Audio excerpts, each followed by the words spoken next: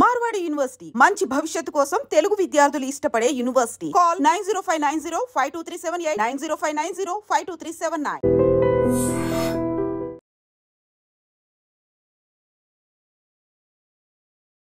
ఇది అత్యంత భయాందోళన కలిగిస్తున్నటువంటి విషయం ఏంటంటే ఈ మధ్య కాలంలో చాలా వరకు భూకంప వార్తలు మనం తరచుగా వింటున్నాం. దట్టు ఈ సంవత్సరం అంటే 2025 సంవత్సరం జనవరి నుంచి కూడా భూకంపాల వార్తలు మనం కంటిన్యూషన్ గా వింటూనే ఉన్నాం. మొన్న మయన్మార్, అట్లాగే నిన్నగాక మొన్ననే ఇండోనేషియా, బ్యాంకాక్ ఇట్లాంటి ప్లేస్లలో చాలా ఎక్కువగా భూకంపాలు నమోదవడం, చాలా మంది చనిపోవడం కూడా జరిగింది. ఒకవైపు ఆ వార్తలు సద్దు మనగక ముందే జపాన్ లో కూడా అత్యంత తీవ్రమైన భూకంపం 2025 సంవత్సరం ఎండ్ వరకల్లా రాబోతోంది. కనీసం 3 లక్షల మంది చనిపోతారు అని ముందస్తుగా అంచనా వేయడమే కాకుండా జపాన్ దేశమే అప్రమత్తంగా ఉండండి అని ప్రజలకు హెచ్చరించినటువంటి సిచ్యువేషన్ లో ఇప్పుడు తెలంగాణకు కూడా భూకంపం వచ్చే అవకాశం ఉంది. అది కూడా రెక్టర్ స్కేల్ పై బానే ఉంటుంది, దాని తీవ్రత ఎక్కువగానే నమోదయ్యే అవకాశం ఉందని ఇప్పుడు హెచ్చరికలైతే జారీ చేస్తున్న పరిస్థితి. అది ఎవరో కాదు, ఎర్త్క్వేక్ రీసెర్చ్ అండ్ అనాలిసిస్ ఈ హెచ్చరికలైతే జారీ చేసింది. తెలంగాణలోని ఇప్పుడు ఉమ్మడి కరీంనగర్ జిల్లాలో భూకంపం సంభవించే అవకాశం ఉందని ఎక్స్పెక్ట్ చేస్తున్నారు. ఇది రామగుండం సమీపంలో అత్యంత తీవ్రత కలిగినటువంటి భూకంపం సంభవించబోతోంది. అట్లాగే దీని ప్రభావం వల్ల హైదరాబాద్, వరంగల్ అండ్ అమరావతి, మహారాష్ట్ర వరకు కూడా దీని ప్రభావం ఉంటుంది అని చెప్తున్నారు. సో మినిమం 5 నుంచి 6 ఈ రెక్టర్ స్కేల్ మీద 5 లేదంటే 6 తీవ్రతతోని ఈ భూకంపం సంభవించే అవకాశం ఉంది అన్నట్టుగా ఇప్పుడు ఈ research and earthquake research and analysis అనే సంస్థ ప్రస్తుతం వెల్లడించిన పరిస్థితి కనిపిస్తోంది. అప్రమత్తంగా ఉండండి అనేసి కూడా హెచ్చరికలు జారీ చేస్తున్నాయి. సో ఈ రీసెర్చ్ హెచ్చరికలు జారీ చేయడంతో ఇప్పుడు రామగుండం సమీపంలో భారీ భూకంపం సంభవించబోతోంది అని చెప్తున్నారు. భారీ భూకంపం అంటే మినిమం 5 ఎబోగా వచ్చేటటువంటి భూకంపాలన్నీ కూడా ఇప్పుడు భారీ భూకంపాలుగా మనం ఎక్స్పెక్ట్ చేయొచ్చు. 5 కంటే ఎక్కువగా కూడా సంభవించే అవకాశం ఉన్నట్టుగా కూడా ఇప్పుడు ఈ సంస్థ చెప్తోంది. ఇదే ఇప్పుడు ఆందోళన కలిగిస్తున్నటువంటి విషయం. దాని ప్రభావం రామగుండంలో సంభవిస్తే దాని ప్రభావం మనం హైదరాబాద్ మీద కూడా ఉంటుంది అనేసి కూడా చెప్తున్నారు. కానీ ఇట్లా ముందస్తుగానే భూకంపాలను ఎక్స్పెక్ట్ చేయడం సాధ్యం కాదు అని కూడా కొంతమంది ఎక్స్పర్ట్స్ చెప్తున్నటువంటి విషయం అయితే మన అందరికీ తెలిసిందే. అయితే డిసెంబర్ 4, 2024 అంటే గత సంవత్సరంలో ములుగు జిల్లా మేడారం దగ్గర 5.3 తీవ్రతతో భూకంపం సంభవించింది. దీని ప్రభావంతో మన హైదరాబాద్ కావచ్చు, వరంగల్, ఖమ్మం, ఆంధ్రప్రదేశ్ లో కొన్ని ప్రాంతాల్లో కూడా దీని ప్రభావం అయితే కనిపించినటువంటి పరిస్థితి అయితే కనిపిస్తోంది. సో మనము జోన్ 2 లో ఉన్నాం. అంటే అత్యంత తక్కువ పాసిబిలిటీస్ ఉన్నటువంటి ప్రాంతాల్లో మనమున్నాం. అంటే తెలంగాణ మొత్తంగా అట్లాంటి జోన్ 2 అంటే తీవ్రత చాలా తక్కువగా ఉండేటటువంటి ప్రాంతాల్లో ఉన్నాం. భూకంపాలకు చాలా తక్కువగా పాసిబిలిటీ ఉన్నటువంటి ప్రాంతాల్లో మనం ఉన్నాం. అయినా సరే ఇప్పుడు రామగుండంలో భారీ భూకంపం సంభవించే అవకాశం ఉందని ఒక సంస్థ చెప్తోంది. దట్టు కూడా ఈ రీసెర్చ్ ఇందులోనే ఎర్త్క్వేక్ కి సంబంధించిన రీసెర్చ్ చేసే సంస్థ చెప్తోంది. కాబట్టి ఇది ఇప్పుడు ఆందోళన కలిగిస్తున్నటువంటి అంశం. ఓకే, ఈ భూకంపం వస్తుంది అని చెప్తున్నారు, కానీ ఎప్పుడు ఏంటి అనేది కూడా ఇప్పుడు అతిపెద్ద చర్చ.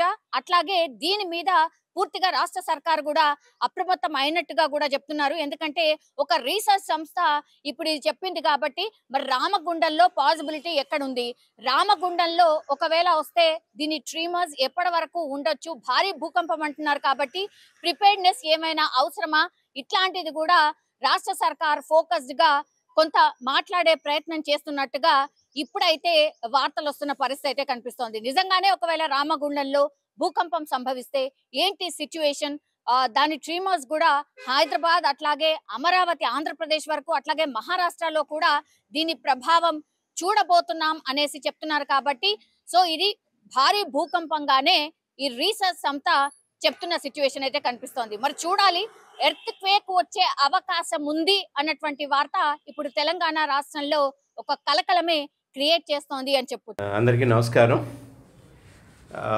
నర్సీపట్నం టౌన్ పోలీస్ స్టేషన్ లిమిట్స్లో తేదీ 8/4/2025న తలుపులమ్మ తల్లి పండగ అయ్యన్న కాలనీలో జరుగుతుంది. దానికి పండగకి బందోబస్తు కూడా ఏర్పాటు చేయడం జరిగింది. అక్కడ స్టేజ్ ప్రోగ్రామ్స్ కూడా జరుగుతున్నాయి. అరౌండ్ 11 o'clock ఆ టైంలో ఎవరైతే ఈ చనిపోయారో దుర్గాప్రసాద్ అనే ఆయన అలాగే ఇందులో అక్యూజ్డ్ ఎవరైతే ఉన్నారో చిత్రాడ మహేష్, వీళ్ళిద్దరూ కూడా వాళ్ళది నీలంపేట నర్సీపట్నం రూరల్ లిమిట్స్ వాళ్ళందరూ ఒకరికొకరి పరిచయం ఉంది. వీళ్ళు ఏంటంటే అక్కడ స్టేజ్ ప్రోగ్రామ్ అవుతుండగా వీళ్ళు అక్కడ డ్యాన్స్ వేసే క్రమంలో వీళ్ళు స్టేజ్ ముందు డ్యాన్స్ వేస్తూ ఒకరికొకరు తోసుకోవడం, చిన్న కొట్లాట్లా జరిగింది. ఇమీడియట్గా అక్కడ ఎవరైతే మన పోలీస్ పార్టీ ఉన్నారో పోలీస్ పార్టీ మరియు మొబైల్ పార్టీ వీళ్ళందరూ కూడా వెళ్ళి వాళ్ళందరినీ చెదరగొట్టడం జరిగింది. చెదరగొట్టి ఎవరిని వాళ్ళకి అక్కడి నుంచి డిస్పర్స్ చేయడం జరిగింది. ఇది అరౌండ్ 11 o'clock టైంలో జరిగింది. అది అయిపోయిన తర్వాత అరౌండ్ 1 o'clock టైంలో ఎవరైతే ఈ అక్యూజ్డ్ చిత్రాడ మహేష్ ఉన్నారో ఈయన ఈ చనిపోయిన దుర్గాప్రసాద్కి ఫోన్ చేసి, ఏంట్రా మా మీదకి ఎంత ధైర్యం ఎక్కువైందా, మా మీదకి వచ్చి అక్కడ డ్యాన్స్ చేసే దగ్గర గొడవ పడుతున్నావు అని చెప్పి నన్ను తిడుతున్నావు అని చెప్పేసి ఎక్స్చేంజ్ ఆఫ్ వర్డ్స్ జరిగినాయి.